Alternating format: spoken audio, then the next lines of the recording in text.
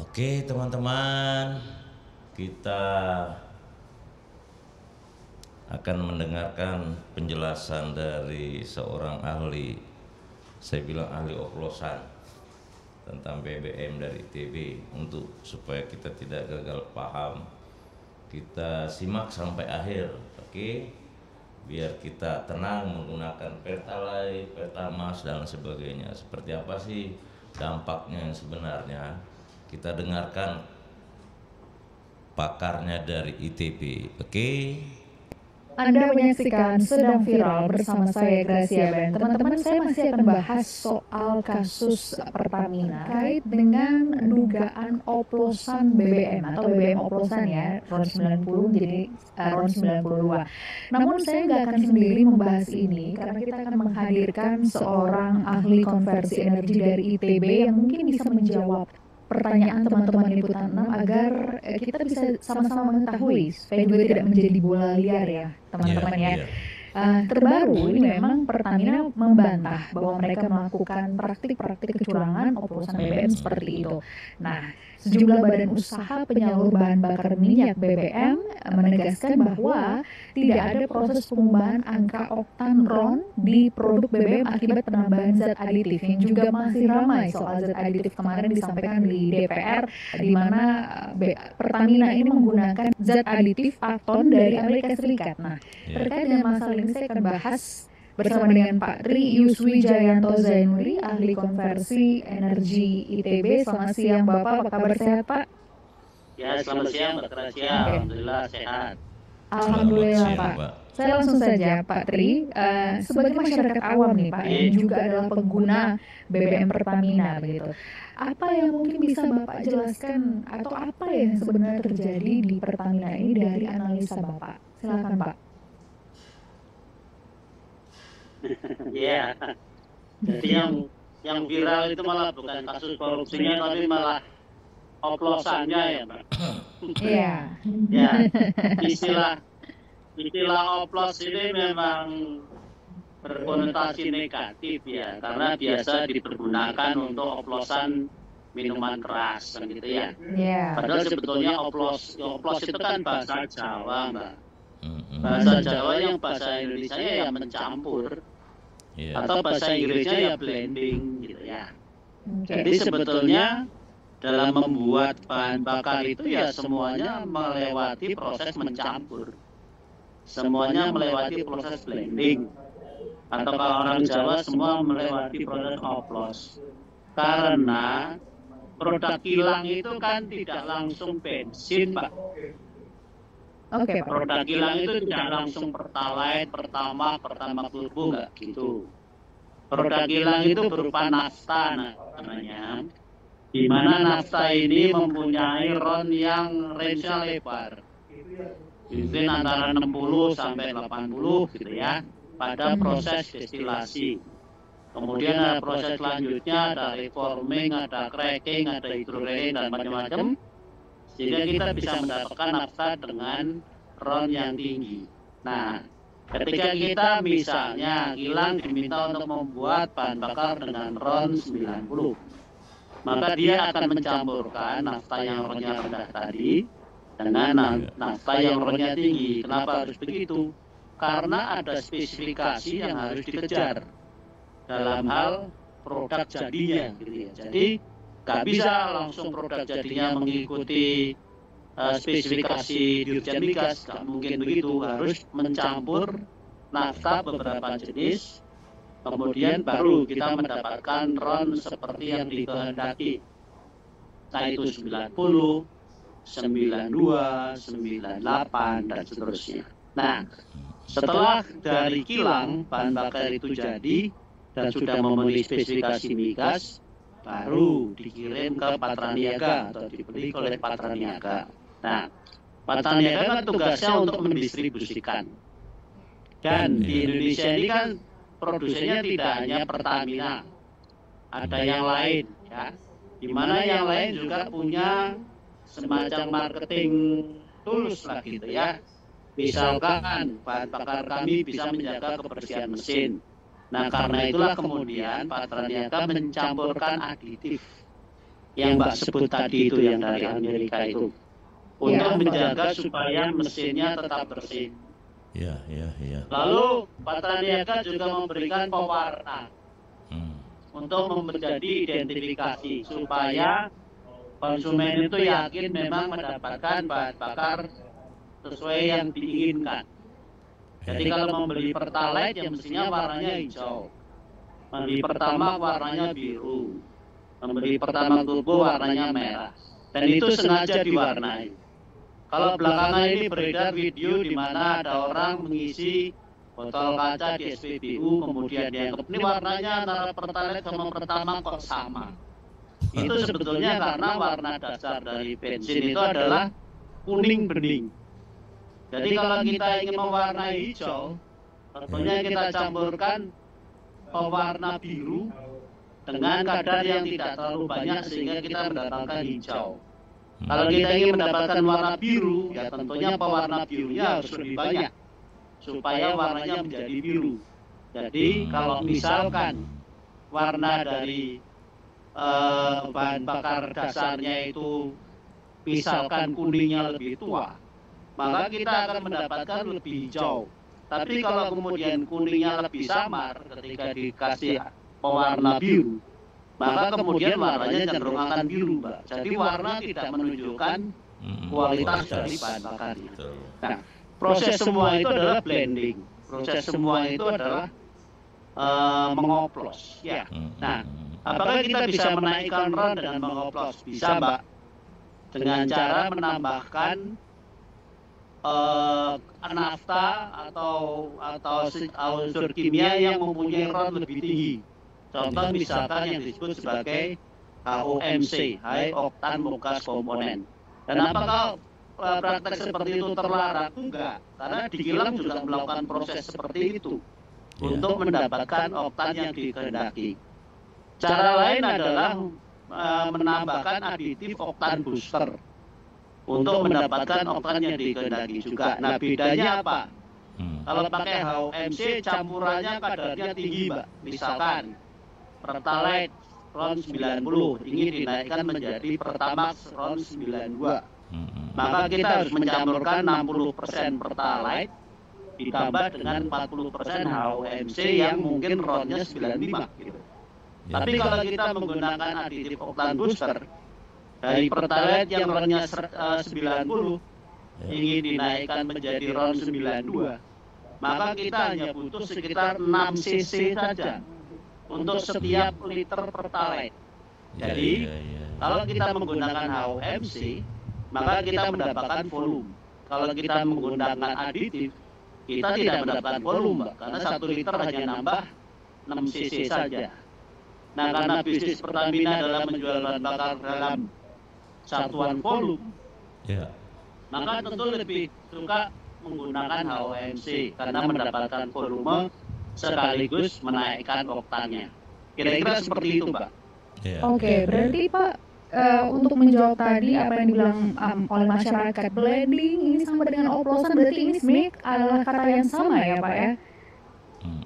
Sama, Mbak. Jadi oplosan, blending, mencampur sama.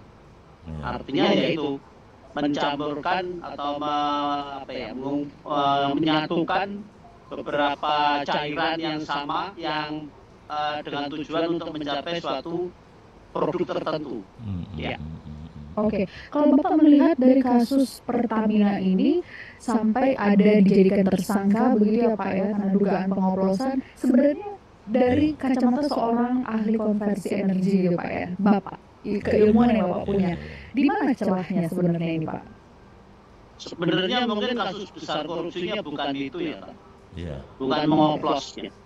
Saya kira kasus besarnya adalah pembelian bahan bakar yang sekarang ini masih saya sendiri belum jelas apakah memang yang dibeli itu adalah RON 90 tapi dengan harga RON 92 atau seperti apa atau belinya RON 90 tapi dikasihnya RON 92 walau alam.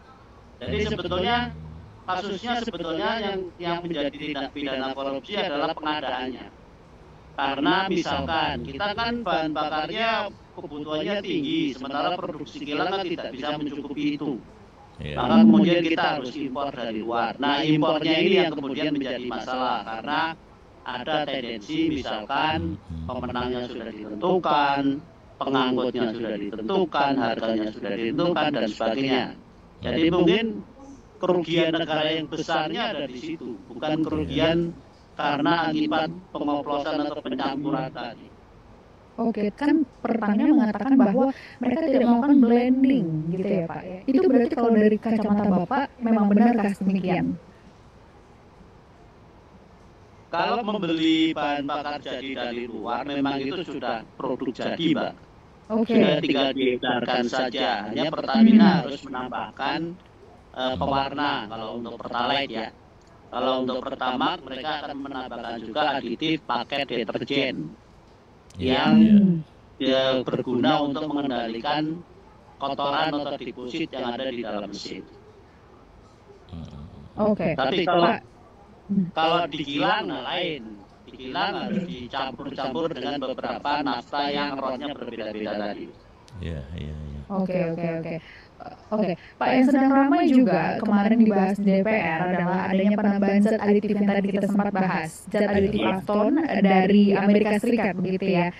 Kira tadi sudah Bapak sampaikan sebenarnya zat ini apa begitu dan apa sih sebenarnya dampaknya jika ditambahkan ke minyak mentah begitu ya Pak ya. Berarti tidak akan merubah jenis ron tersebut karena ini lagi ramai banget nih Pak dibahas.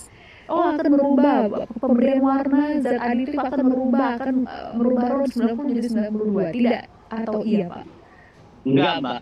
Jadi fungsi aditif itu macam-macam, spesial ya. Jadi contohnya misalnya pewarna.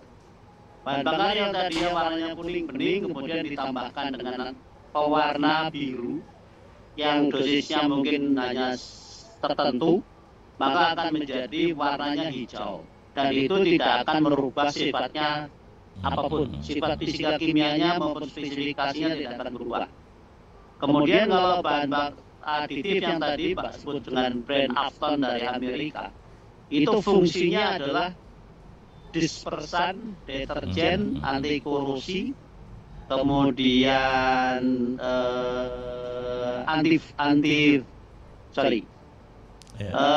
water separation ya.